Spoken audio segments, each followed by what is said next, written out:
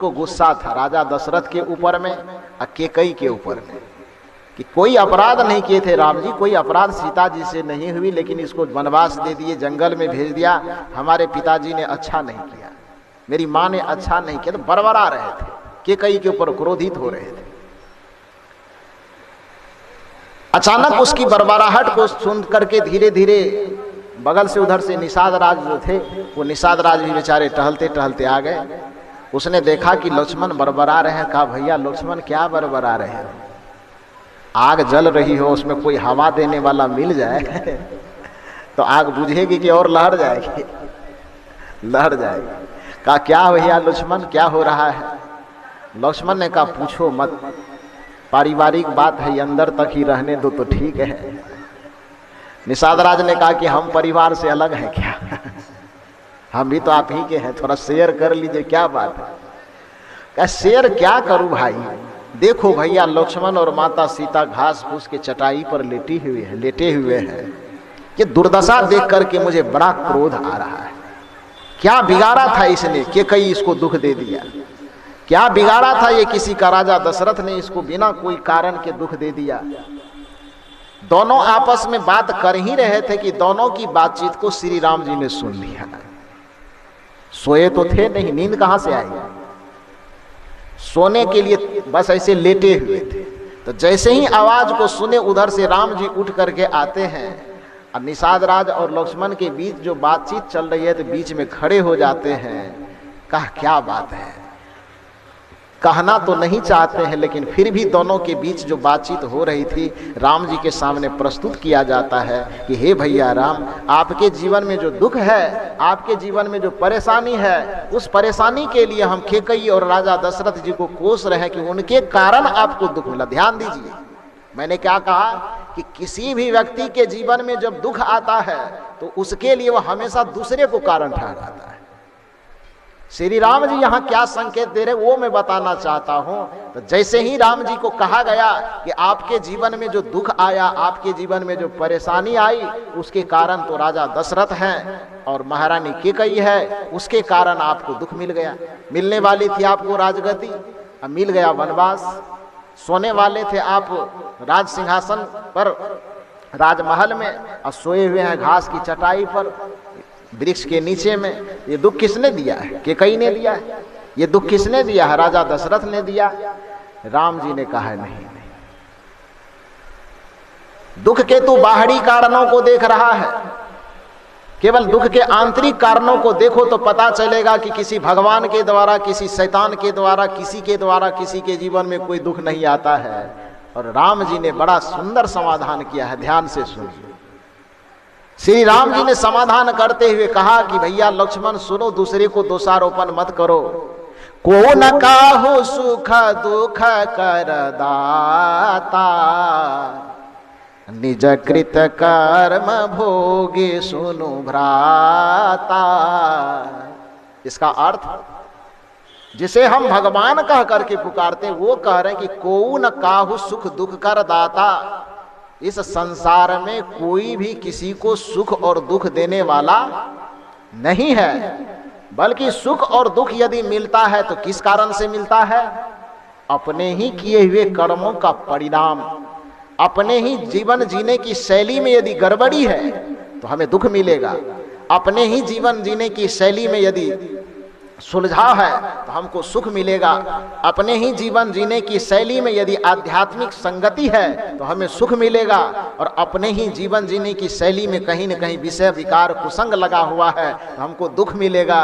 ये हमारे ही जीवन जीने पर निर्भर करता है कि हमारे जीवन का परिणाम सुखमय होगा कि जीवन का परिणाम दुखमय होगा, ये निर्भर करता है। लक्ष्मण ने पूछा कि भैया आप ये बताओ कि आप तो चूंकि मर्यादा पुरुषोत्तम हो, आपको दुनिया के लोग भगवान कहते हैं, और जब आप कह रहे हो कि हमारे कारण ही हमारे जीवन में दुख है, तो आपके दुख का क्या कारण है? राम जी ने कहा कि कोई भी बात वक्त आए बगैर यदि समझाया जाए तो उस बात का कोई उचित मूल्य नहीं होता है। ये समझाएंगे जरूर, ये बात तुमको समझाएंगे। अभी जो तू प्रश्न किया है इस बात का जवाब देंगे, लेकिन ये जवाब तब देंगे जब वो वक्त आएगा, समझाने का समय आएगा।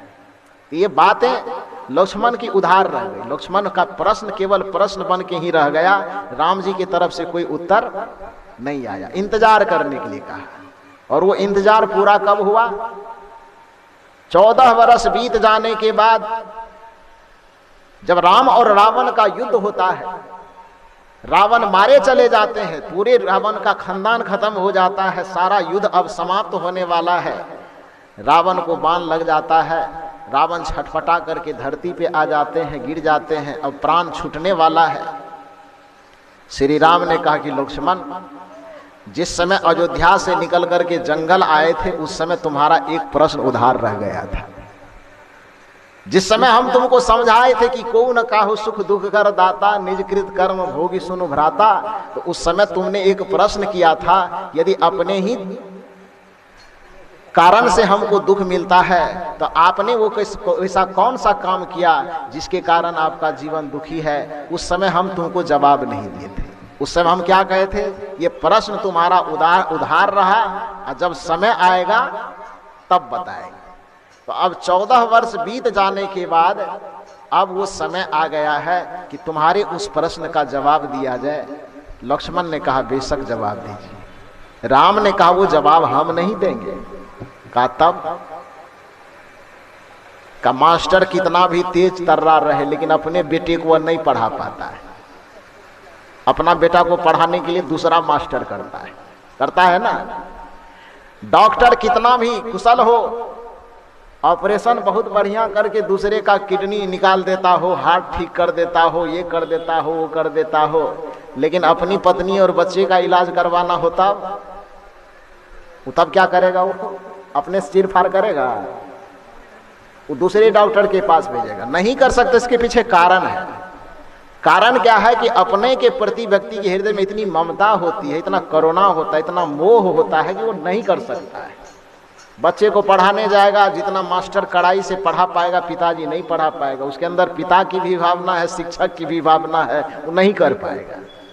डॉक्टर कितना भी बढ़िया चीरफाड़ करने के लिए जानता हो, अपने परिवार के लोगों का चीरफाड़ बढ़िया ढंग से नहीं कर पाएगा, इसलिए दूसरे की जरूरत पड़ती है। तो श्री राम ने कहा कि मैं तो बता सकता हूं, लेकिन अब इसका उत्तर मैं नहीं बताऊंगा, इसका उत्तर तुमको रावण से पूछ लेना चाहिए। तो लक्ष्मण के नाक मुंह चढ़ गया, कहा कि भक्त कौन बात कहते हैं।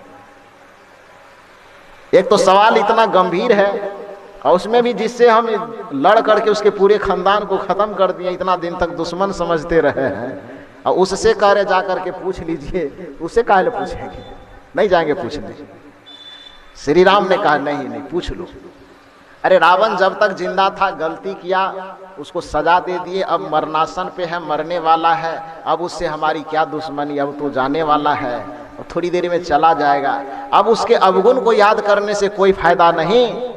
मर्यादा यही कहती है, शील यही कहता है, अनुशासन यही कहता है कि अब वो इस दुनिया से जाने वाले हैं। सारे राग द्वेष, सारे दुश्मनी को मिटा करके अब उसके अंदर जो थोड़ा बहुत गुण बचा हुआ है उससे जाकर के गुण ले लेना चाहिए। जाकर के रावण से कुछ शिक्षा ले सकते हो तो सीख लो, और तुम्हारा जो प्रश्न हमारे पास उधार है उसका उत्तर पूछ लो। लक्ष्मण जाने के लिए तैयार नहीं था, फिर भी लक्ष्मण को कहा कि जाओ पूछ लो। तो पहले लक्ष्मण गया और जा करके रावण के सिरहाने के पास खड़ा होकर के कहता, हे रावण, हमारे भैया कुछ पूछने के लिए भेजे हैं, अब पूछता हूं, जवाब देने का मन हो तो दे दो, नहीं देने का मन हो तो जल्दी से तीर फेर लगा है, जहां जाना चाहते चले जाओ। ये पूछने का तरीका है, ज्ञान लेने का यही तरीका है। एक बात याद रखिए, इस दुनिया में देने वाला जितना महत्वपूर्ण नहीं है, लेने वाला उससे ज्यादा महत्वपूर्ण होता है। अभी कल से लेकर के आज तक मैं अपने निवास पर बैठा हुआ हूं, इतना देर के दरमियान में हमारे परम आदरणीय विशेश्वर बाबू 2 बार 3 बार मिलने के लिए चले गए, और 2-3 बार जितनी भी बार बैठे हैं, बातचीत चाहे कोई भी सिलसिला चले, उनके मुंह से एक आध्यात्मिक बात निकलती है संतों की, कि यदि हमारे पास लेने का बर्तन बढ़िया न हो, बड़ा न हो, तो देने वाले चाहे कितना भी देते रहे लेकिन हम ले नहीं पाएंगे, इसलिए हमारा बर्तन बड़ा होना चाहिए। और वो बड़ा बर्तन बिना सत्संग के नहीं होगा, वो बड़ा बर्तन बिना गुरु की युक्ति से नहीं होगा, वो बड़ा बर्तन बिना हमें ध्यान से प्राप्त नहीं होगा, वो बिना बर्तन हमें सहजता और सरलता के नहीं मिल सकता। तो बड़ा बर्तन होना चाहिए। देने वाले का जितना महत्व नहीं है, लेने वाले का उतना ज्यादा महत्व है। ये लेने वाले के ऊपर निर्भर करता है कि वह क्या लेना चाहे, क्या ले सकता है। जैसे कल्पना कीजिए कि एक गाय है, एक गाय के स्तन में क्या रहता है? पानी। आप लोग बताओ, गाय देखी हो कि नहीं देखी हो? देखी हो? गाय के स्तन में क्या रहता है? दूध रहता है। दूध किसके लिए रहता है? एक बछड़ा, एक किसान यदि गाय के स्तन के पास पहुंचता है तो प्यार और स्नेह देकर के उसके स्तन से क्या निकाल लेता है? दूध निकाल लेता है। और उसी स्तन के पास पानी में चलने वाला जोंक पहुंच जाए। जोंक समझते हैं ना? लगा है कभी आप लोगों को? जोंक देखे हैं? जोंक ही बोलते हैं कि दूसरा चीज बोलते हैं आप लोग? जोंक ही बोलते हैं। तो गैया चढ़ते चढ़ते चढ़ते चढ़ते पानी में चला जाए किसी तरह से, गाय हो कि भैंस हो, पानी में चला गया और पानी में जोंक चलते चलते उसके स्तन पे जाके बैठ गया। तो एक जोंक जब गाय के भैंस के स्तन तक पहुंचेगा तो उससे क्या निकालेगा? दूध। क्या केजी लगभग? दूध नहीं निकालेगा तो क्या निकालेगा? खून निकालेगा। उसी गाय या भैंस के स्तन पे जाकर के उड़ते उड़ते एक मक्खी बैठ जाए, बड़ी वाली मक्खी बैठ जाए, तो मक्खी क्या निकालेगी? उससे क्या निकालेगी? खून निकालेगी। स्तन किस लिए बना है? दूध देने के लिए कि खून देने के लिए? स्तन का निर्माण दूध देने के लिए हुआ है, लेकिन एक जोंक उससे कभी दूध नहीं ले सकता, एक मक्खी कभी उससे दूध नहीं ले सकता। तो वो देने का आधार क्या है? दूध। लेकिन दूध लेने के लिए हमारे पास बछड़ा का मुंह चाहिए, हमारे पास किसान का हाथ चाहिए। एक किसान जब अपनी स्नेह लेकर के, एक बछड़ा जब अपनी ममता लेकर के गाय के स्तन के पास पहुंचता है तो उसी स्तन से दूध निकलता है। लेकिन एक मछली, एक मक्खी और एक जोंक यदि उसके पास क्रूरता लेकर के पहुंचता है तो उसी स्तन से उसको दूध नहीं मिलता है, उसी स्तन से उसको खून मिलता है। इसलिए लेने वाले का जितना महत्व, देने वाले का जितना महत्व नहीं है, लेने वाले के ऊपर उतना महत्व निर्भर करता है कि हम लेना क्या चाहते हैं। दूध लेना चाहते हैं कि खून लेना चाहते हैं, हमारे ऊपर निर्भर करता है। संतों के पास हम आते हैं, गुरु के पास आते हैं, तो गुरु के पास आना तो अच्छी बात है, लेकिन ध्यान यह रहे कि आप आते किस तरह से, यह भी ख्याल रखना है। कबीर साहब ने सत्संग में आने के लिए निवेदन किया कि सत्संग में जाना चाहिए जरूर, संतों के पास जाना चाहिए जरूर, लेकिन कैसे? संत दरस को जाइए तज ममता अभिमान, जो जो पग आगे बढ़े कोटिन यज्ञ समान। अन्यथा याद रखिए कि सत्संग में पहुंच करके भी यदि हमें लेने का तरीका नहीं आता हो, बर्तन हमारा बड़ा नहीं हो, तो हम खाली के खाली वहां से लौट जा सकते हैं। यही चीज तो महाभारत बताया। कृष्ण के पास दुर्योधन भी पहुंचा और कृष्ण के पास अर्जुन भी पहुंचा, लेकिन दोनों के जाने के तरीके में, बैठने के तरीके में अंतर होने के कारण दुर्योधन कृष्ण के पास पहुंच करके भी खाली रह गया और अर्जुन थोड़ा देर से पहुंचने के बाद भी वह भर गया, क्योंकि अर्जुन देर से भले पहुंचा लेकिन लेने वाला बर्तन उसका बड़ा था, और दुर्योधन पहले भी पहुंचा फिर भी उसका लेने वाला बर्तन छोटा होने के कारण दुर्योधन खाली रह गया और अर्जुन वहां से भर करके लौट आया। तो लेने वाले का भी महत्व है। रावण के पास लक्ष्मण जिस तरीका से गया है वो लेने का तरीका नहीं। कतई रावण कुछ बताना चाहते तो बताओ, भैया भेजा है, और नहीं बताना है तो जहां जा रहे हो सीधे चले जाओ, छटपटा का है, जल्दी जाओ, काम तमाम हो जाएगा। रावण मन ही मन सोचता है कि लक्ष्मण घमंडी का घमंडी रह गया है, राम का गुण इसमें अभी तक नहीं आ पाया है। लौट करके लक्ष्मण जाता है, कहता है कि भैया मैं गया तो था लेकिन उन्होंने दिया नहीं। राम जी भी मुस्कुरा दिए, कहा कि तुम लिया किस तरह से, कैसे मांगा जी? लक्ष्मण कहा कैसे मांगे? गए कहे रावण जो बताना है बताओ, भैया भेजे हैं, नहीं बताना है नहीं बताओ, जल्दी जहां जाना है जाओ। श्री राम ने कहा ये लेने का तो तरीका नहीं है, गुरु के पास ये लेने का तरीका, संत के पास ये लेने का तरीका नहीं। जाओ श्री कृष्ण ने गुरु के पास जाने का तरीका बताया है कि तद विधि परिनिपातेन परिप्रश्नेन सेव्याः उपदेक्ष्यन्ति ते ज्ञानम ज्ञानिनः तत्वदर्शिनः, कि किसी तत्वदर्शी गुरु के पास जाओ तो अपने हृदय के थाल को बिछा करके पूरे समर्पण के साथ जब गुरु के पास जाओगे तो गुरु न भी देना चाहेंगे फिर भी गुरु से तुमको बहुत कुछ मिल जाएगा। इसलिए गुरु के पास अहंकार लेकर के मत जाना, गुरु के पास विनम्रता लेकर के जाना, गुरु के पास सरलता लेकर के जाना, गुरु के पास सादगी लेकर के जाना, गुरु के पास निरहंकारिता लेकर के जाना, गुरु के पास बड़ी सहजता लेकर के जाना। और यह शिक्षा पाकर के जब श्री राम से प्रेरित होकर के लक्ष्मण दोबारा गया तो रावण के चरण के पास बैठ गया और चरण के पास बैठ करके रावण से पूछता है कि हे रावण, मेरे भैया श्री राम ने आपके पास कुछ सीखने के लिए भेजा है, मैं आपसे कुछ सीखना चाहता हूं, कृपया करके मुझे सिखाने की कोशिश कीजिए। रावण ने कहा कि अब तो मेरे जाने का समय आ गया है, जल्दी जल्दी पूछ लो क्या पूछना चाहते हो।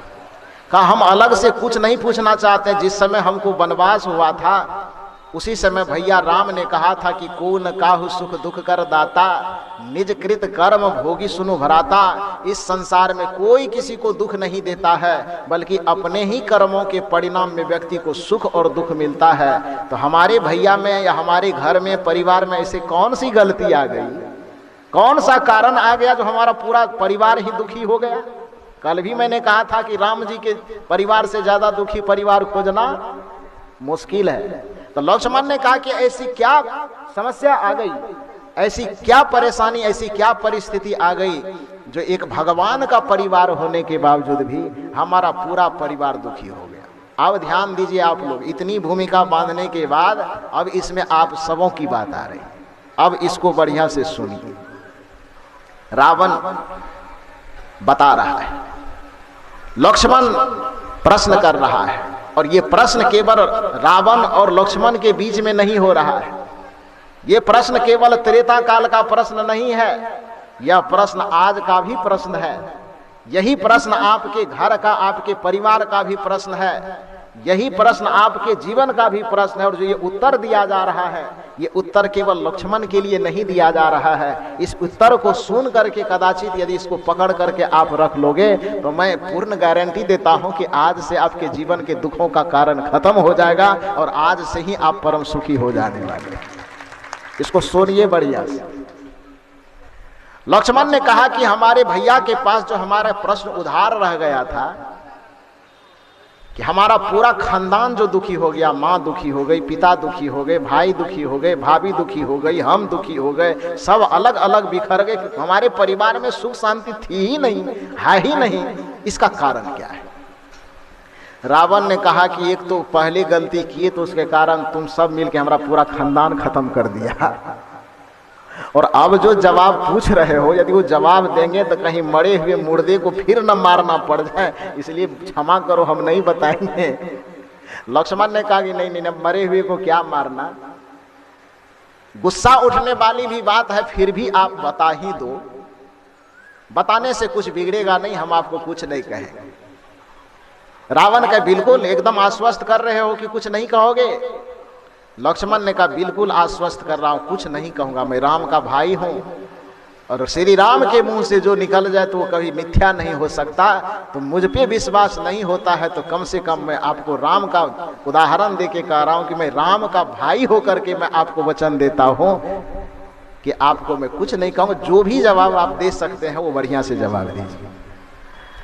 रावण ने कहा चलो जब राम की बात बीच में ले आए हो तो अब मैं निडर होके बता देता हूं।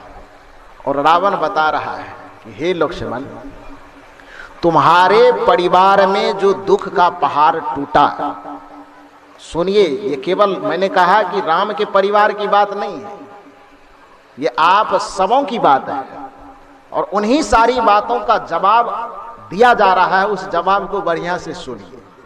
रावण ने कहा कि हे लक्ष्मण, तुम्हारे पूरे परिवार जो दुख के जंजाल में फंसे हुए तुम्हें नजर आ रहे हैं, दुख के दहकते हुए आग में जो तुम्हारा परिवार जल गया, सब अलग अलग बिलबिला रहे हैं, उसका कारण न कोई भगवान है, उसका कारण न कोई शैतान है, उसका कारण न भाग्य है, उसका कारण न कोई भगवान, न माया, न काल, कुछ नहीं है। कहा तब रावण ने कहा कि यदि मुझे तुम पंडित मानते हो, मुझे वेद वेदांत के ज्ञाता मानते हो, मुझे ज्योतिष शास्त्र के ज्ञाता मानते हो, तो अपने सारे ज्ञान, सारे बुद्धि और सारे विद्या का निचोड़ मैं तुमको बता रहा हूं कि तुम्हारे पूरे परिवार के जीवन में जो दुख आया, उस दुख का कारण सिर्फ और सिर्फ इतना है कि तुम्हारे परिवार के सारे सदस्य महामूर्ख है, उसको जीवन जीने के लिए नहीं आता है। अब ये किसी को कोई बात कहेगा तो कैसा लगेगा? एक आदमी को बेवकूफ कहे तो बात समझ में आती है, और कहे तुम्हारा पूरा खानदाने बेवकूफ है तो बात मिर्ची की तरह लगेगा कि नहीं लगेगा? लेकिन वचन पहले दे दिया था। देखो होता क्या है कि कुछ तर्कपूर्ण बातें नहीं समझ में आती है तो आदमी को बड़ा गुस्सा उठता। अभी अभी मेरा कार्यक्रम बांका जिला में चल रहा था, बांका के शायद अमरपुर था या कौन गांव था याद नहीं है, अभी हाल फिलहाल में 10-15 दिन पहले की बात है। तो वहाँ प्रवचन चलते चलते कोई ऐसा प्रसंग आया जिस प्रसंग में मैंने कहा कि आप लोग श्री राम जी के कितने पिता जानते हैं? तो कहा श्री राम के तो एक ही, माँ भले जानते कि 3 ठो है लेकिन पिता तो एक ही ठो है। मैंने कहा कि इसमें राम भक्त कितने लोग बैठे हुए हैं? तो लगभग लोग हाथ उठा दिया कि हम राम के भक्त हैं। तब तो नहीं है, बता में तो फायदा है, कहीं कान कपार फूट जाए तो मुश्किल हो जाएगा। तो सब ने कहा कि नहीं कान कपार नहीं फोड़ेंगे, राम जी के कितने पिता हैं ये तो आज हम लोग सुने ही नहीं आज तक। बताइए, ये भले जानते हैं कि राम जी के 3 माता है, राम जी के पिता कितने हैं? आप लोग जानते हैं क्या? बताऊं? आप लोगों को बताऊं?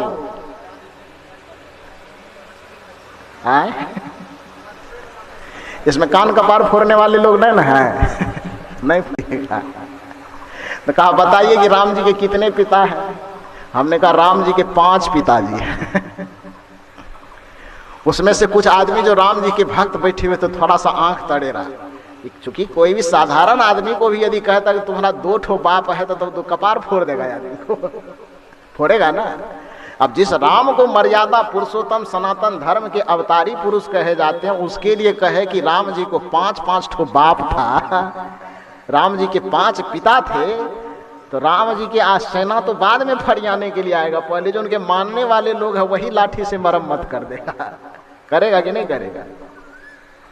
तो उसमें आंख तड़ेरा लोगों ने, लेकिन मैंने कहा आंख मत तड़ेरिए, थोड़ा बढ़िया से सुनिए और सुनिएगा तो समझे, कोई मैं बना करके नहीं कह रहा हूं। रामचरितमानस के अंतर्गत इसका जिक्र है कि श्री राम के कितने पिता हैं?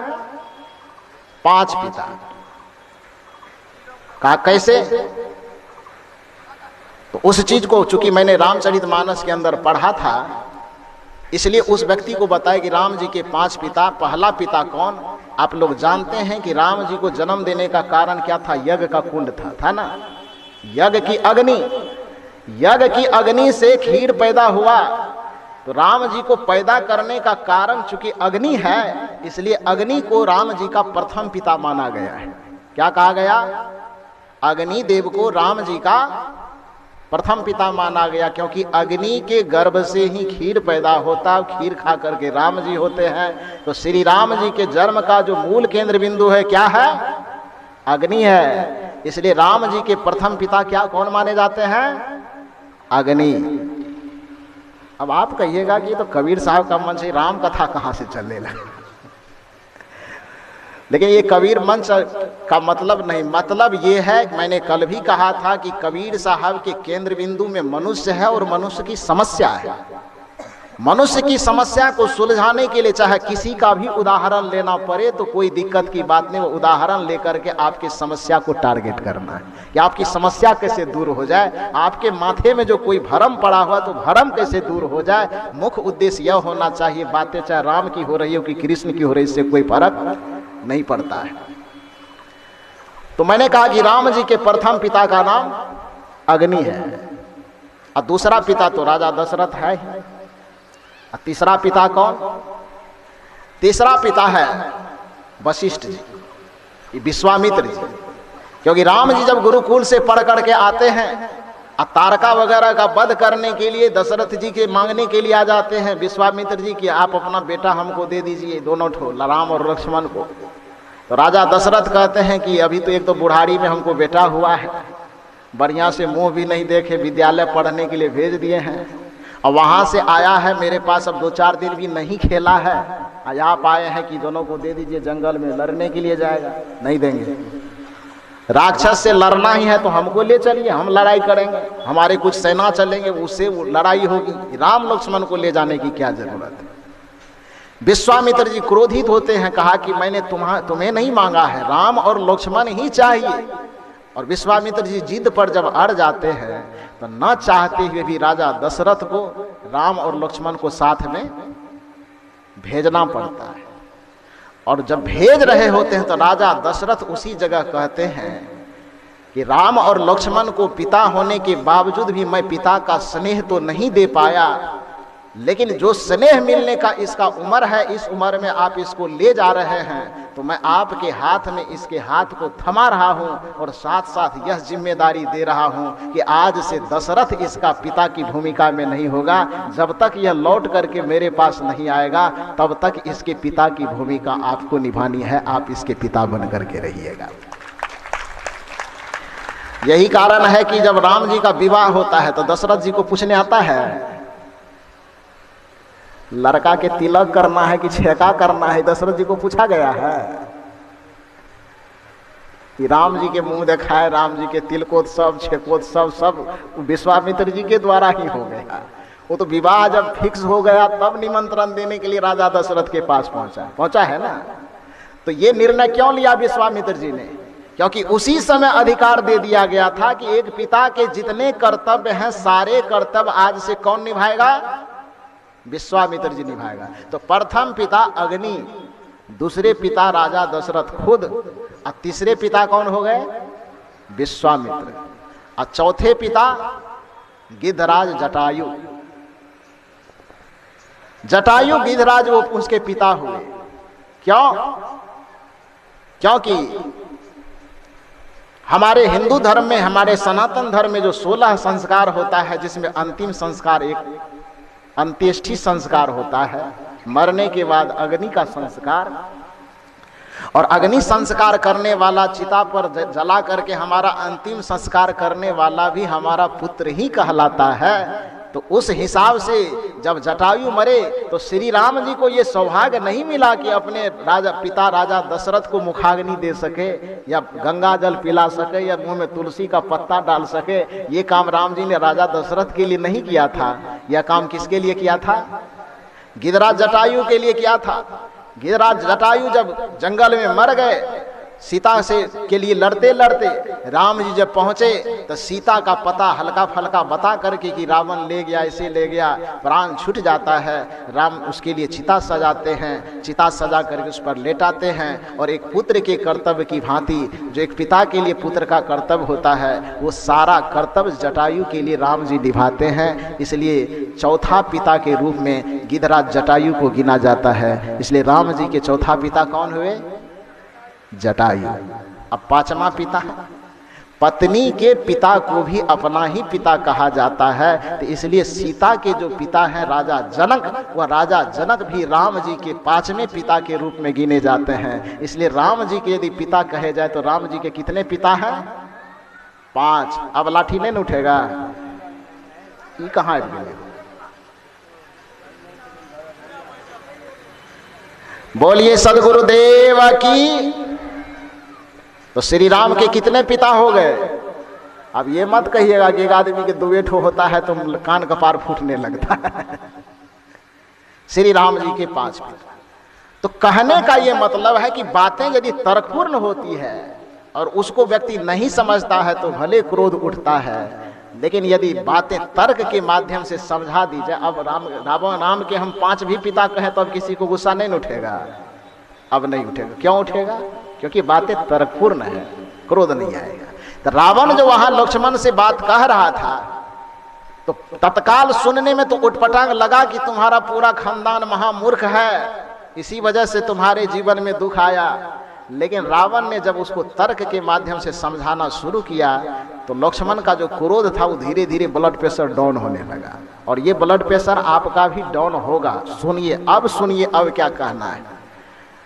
लक्ष्मण तिलमिला रहा था, फिर भी पहले चूंकि वचन दे चुका था कि मैं आवेश में नहीं आऊंगा, मैं कुछ भी नहीं कहूंगा, इसलिए हमको बताइए। लक्ष्मण ने कहा कि अच्छा ठीक है बताइए। आपने मेरे पूरे खानदान को महामूर्ख की श्रेणी में ला दिया, तो मेरे पहले खानदान का महामूर्ख कौन है? मेरे खानदान का पहला महामूर्ख कौन है? रावण ने कहा कि धैर्य पूर्वक सुन रहे हो कि नहीं? माथे पर थोड़ा बर्फ रख लो, कहीं क्रोध में फट न जाए। लक्ष्मण ने कहा नहीं फटेगा, बताइए। रावण ने कहा कि तुम्हारे खानदान का सबसे पहला नंबर का महामूर्ख है वो राजा दशरथ है। तो लक्ष्मण को गुस्सा नहीं उठा इसमें, क्योंकि लक्ष्मण पहले से तो राजा दशरथ पर खिसियाया हुआ था ही। इसमें गुस्सा क्या उठेगा? उसने कहा हम ठीक कहते हो, ये तो हम भी मान रहे थे, लेकिन ये जान नहीं रहे थे कि उसको मूर्ख कैसे साबित करें। आपके नजर में वो महामूर्ख कैसे है? रावण ने कहा कि तुम्हारे पूरे परिवार में राजा दशरथ सबसे पहला नंबर का मूर्ख है। कहा क्यों? कहा इसलिए क्योंकि राजा दशरथ एक राज्य के राजा थे, केवल केकई, सुमित्रा और कौशल्या के पति नहीं थे। राजा दशरथ केवल श्री राम के पिता नहीं थे, बल्कि राजा दशरथ एक चक्रवर्ती सम्राट थे, एक राज के मालिक थे, एक राज के नेतृत्व करता थे। और वह बंटवारा भी जो कर रहा था उसका निर्णय एक घरेलू बंटवारा नहीं था, जमीन जगह का बंटवारा नहीं था, पारिवारिक बंटवारा नहीं था। उसका जो निर्णय हो रहा था पूरे राज मंत्रिमंडल से बैठ करके निर्णय लिया गया था। राम को जो राजगद्दी सौंपी जा रही थी वो कोई पैतृक विरासत नहीं थी, वो राजतंत्र व्यवस्था के अनुसार एक राज का हस्तांतरण हो रहा था। और राज का हस्तांतरण केवल एक राजा ले सकता है। राज का हस्तांतरण कैसे करना है ये निर्णय न तो पति ले सकता है, न पिता ले सकता है, न किसी राज का एक नागरिक ले सकता है तो राजा ले सकता है। तो राजा दशरथ को वहां पर एक राजा बन करके राज के हित में जो उचित होना चाहिए था वो निर्णय लेना चाहिए था। और राज के हित में उचित निर्णय यही कहता था कि राम को राजगद्दी मिलनी चाहिए थी, क्योंकि पूरे राज की जनता राम को राजगद्दी देना चाहते थे। लेकिन एक पत्नी के बस में आकर के, पत्नी के कहने पर, एक औरत के कहने पर राजा दशरथ पूरे राज के हित भावना को कुंठित कर दिया और केकई के सामने जाकर के घुटना टेक दिया और उसको मनाने में अपने पूरे खानदान का नाश कर लिया, तबाही ला लिया। इसलिए राजा दशरथ को मूर्ख न कहा जाए तो क्या कहा जाए? वो पहला नंबर का मूर्ख था वो राजा। तो राजा के तरह उनको सोचना चाहिए। एक राज का मालिक था, वहां पर राज सिंहासन का हस्तांतरण हो रहा था, तो घरेलू बंटवारा के तरह की कटोरा किसके हिस्से में जाएगा, बाल्टी किसके हिस्से में जाएगा, चम्मच किसके हिस्से में जाएगा, खटिया किसके हिस्से में जाएगा, तकिया किसके हिस्से में जाएगा, उस तरह के पंचायती करने लगा। पंचायती था वहां देश का, अब पंचायती होने लगा खटिया और तकिया। हित कामना वहां पर सोचना चाहिए था पूरे देश के भविष्य का, और वहां हित सोचा जाने लगा एक स्त्री का, एक अपने जो उसको प्यारी रानी था उसके बारे में सोचने लगा। तो राजा दशरथ राजा होकर के भी एक राजा के तरह सोच नहीं पाया, अपने राज्य के हित में सोच नहीं पाया, राज के जनता के हित में नहीं सोच पाया, बल्कि राज के जनता की हित की कुर्बानी अपने पत्नी के घुटनों में जाकर के टेक दिया। इसलिए उसको महामूर्ख न कहा जाए तो क्या कहा जाए? राजा दशरथ को राजा की तरह सोचना नहीं आया, इसलिए मैं उसको महामूर्ख की श्रेणी में रखता हूं। वो पहला नंबर का मूर्ख है। इस बात से चूंकि थोड़ा थोड़ा लक्ष्मण जी भी सहमत था, इसलिए इस पे ज्यादा गुस्सा नहीं उठा उसको, सिर्फ मुड़ी हिला दिया कि हाँ ठीक ही कहते हैं। उसके बाद कहा कि अब दूसरा नंबर का मूर्ख कौन है उसके विषय में बताइए। आप लोग भी सुनिए, यदि आप भी ऐसा करते हैं, घर के मालिक है, तो आपको कैसे सोचना चाहिए सोच लीजिए। राजा केवल एक राज का ही नहीं होता है, राजा अपने घर का भी हुआ जाता है, राजा अपने परिवार का भी हुआ जाता है, होता है ना। तो एक राजा को कैसे सोचना चाहिए? राजा दशरथ यदि राजा की भांति सोच लिए होते तो न राम को रोना पड़ता, न लक्ष्मण को रोना पड़ता, न रावण को रोना पड़ता, न सीता को रोना पड़ता, किसी को रोने की जरूरत नहीं पड़ती। राजा दशरथ राजा होकर के भी राजा की तरह नहीं सोच पाया। था राजा लेकिन सोचा एक पति की तरह, था राजा लेकिन सोचा एक पिता की तरह, था राजा निर्णय हो रहा था राज का और सोच रहा था घरेलू झगड़ा की तरह। तो इसलिए ऐसे राजा को मूर्ख ना कहा जाए तो क्या कहा जाए, यही बात रावण कहना चाहता है। कदाचित ऐसा ही निर्णय यदि आप अपने परिवार में लेते हैं तो फिर सोचिए कि आप कहां पर हैं और आपके भी जीवन में दुख आना संभव है, आ सकता है। उसके बाद लक्ष्मण ने पूछा कि राजा दशरथ के लिए तो आपने कह दिया, अब बताइए कि हमारे परिवार में दूसरा नंबर का मूर्ख कौन है। रावण यहां भी बेहिचक कर, यहां भी उसको लगा कि यहां भी लक्ष्मण कुछ नहीं बोलेगा, इसलिए उसने कहा कि दूसरा नंबर का मूर्ख तुम्हारे परिवार में महारानी कैकेयी। लक्ष्मण ने कहा हाँ ये बात तो ठीक ही कह रहे हैं, ये तो मेरे भी समझ में आ रहा था। तो राजा दशरथ नंबर 1 पे ठीक है, महारानी कैकेयी नंबर 2 पे ठीक है, लेकिन इसमें थोड़ा समझा दीजिए कि वो मूर्ख कैसे है, उसको महामूर्ख की श्रेणी में कैसे रखे। रावण ने कहा कि महारानी कैकेयी महामूर्ख की श्रेणी में इसलिए है क्योंकि वह चक्रवर्ती सम्राट की पत्नी है, वह एक राजा की बेटी है। बचपन से वो राजशाही ठाट बाट में जीना जानती थी। अपने पूरे जितनी जवानी राजा दशरथ के साथ गुजारी, राजा दशरथ के साथ उसको रानी की तरह जीने का तरीका सीख लेना चाहिए था। लेकिन एक चक्रवर्ती सम्राट की पत्नी होने के बावजूद भी अपने घर में चूल्हा चौका करने वाली एक नौकरानी के बात में आकर के अपने पूरे खानदान को तबाह कर दिया। इससे ज्यादा मूर्खता की बात और क्या हो सकती है। अपने घर के रानी होकर के भी वो नौकरानी के बात पर पति को तबाह कर दिया, एक नौकरानी के बात पर अपने बेटे को घर से निकाल दिया, एक नौकरानी के बात पर अपना विधवा होना तक स्वीकार। राजा दशरथ गिड़गिड़ाते रह गए कि देखो इतना मत सताओ, हम मर जाएंगे और हम मरेंगे तो तुम्हारे माथे का सिंदूर खत्म हो जाएगा। कैकेयी को तब भी समझ में न आई, अपने माथे का सिंदूर मिटा लेना पसंद किया, लेकिन नौकरानी के भेद को समझ नहीं पाया और नौकरानी के चढ़ाने पर चढ़ करके अपने पूरे खानदान की हंसी खुशी में आग लगा लिया। तो उसको महामूर्ख न कहा जाए तो क्या कहा जाए, ऐसा आचरण करने वाला मूर्खता की श्रेणी, उसको मूर्ख कहा जाता है। अब इसमें बताओ, यदि हम पूछें आपको कि अपने अपने घरों की महारानी होकर के भी अड़ोस पड़ोस के कान पर कौन कौन ध्यान देती हो, तो कितना कैकेयी निकलेगा इसमें से? आए बहुत लोग तो मुड़िए हिला रहा है।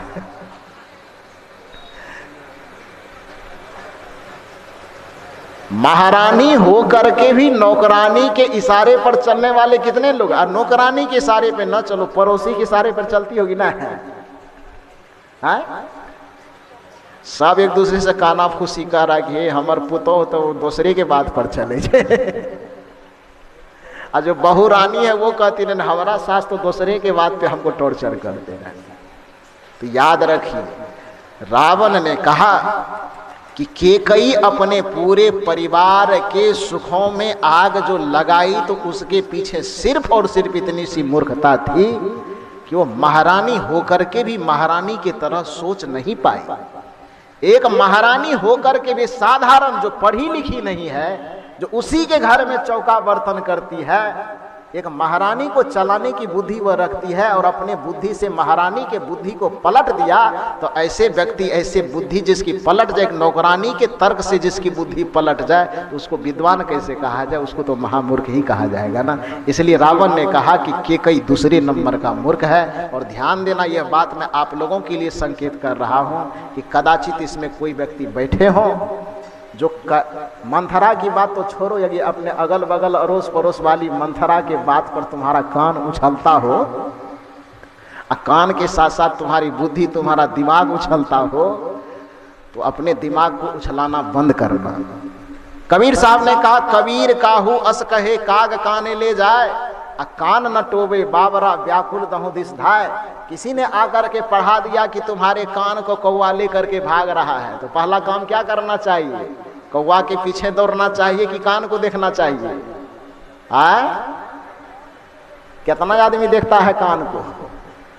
कान नहीं देखता है, लाठी लेके कौवा के पीछे भागता है। और जो आदमी लाठी लेकर के कौवा के पीछे भागता है उसी के जीवन में विवाद पैदा होता है, उसी के जीवन में दुख पैदा होता है। तो किसी ने पढ़ा दिया उल्टा सीधा कि तुम्हारे कान को लेके कौवा भाग गया है, तो एक बार जरा सा कान टटोल लेना, और कान पास में है तो फिर कौवा के पीछे दौड़ने की क्या जरूरत है। मतलब यह कि अफवाहों के पीछे, किसी के गलत चालबाजी के पीछे, किसी गलत चढ़ाने के पीछे, किसी गलत निंदा करने के पीछे आप ध्यान नहीं देना, पहले हकीकत को समझने की कोशिश करना, तो आपका परिवार आपका टूटने